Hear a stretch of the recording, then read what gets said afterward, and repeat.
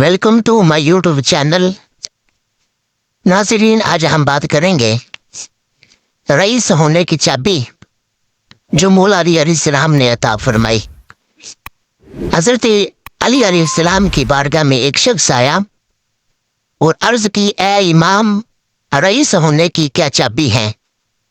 امام علی علیہ السلام نے فرمایا، اے شخص، جو بندہ صبح کے وقت یا رزاقو یا حکیم 27 مرتبہ پڑھے گا اور پھر اس امید کے ساتھ دن گزارے گا کہ اللہ کا کرم اس بندے کے ساتھ ہے اور اپنا کام سر انجام دے اور اپنے وقت کی قدر کرتا رہے گا، اور جب رات ہوگی تو اس وقت بھی یہی عمل دوبارہ کرے گا، تو یہی عمل وہ ہے جو اس میں عزم ہے، جو اس کے لیے دولت اور رئیس ہونے کے تمام دروازے کھول دے گا۔ اور یہ بندہ اگر ہمیشہ اسی طرح کرتا رہے گا تو تھوڑے دنوں کے بعد اللہ تعالیٰ اس بندے کو دنیا جہان کی دولت عطا فرما دے گا۔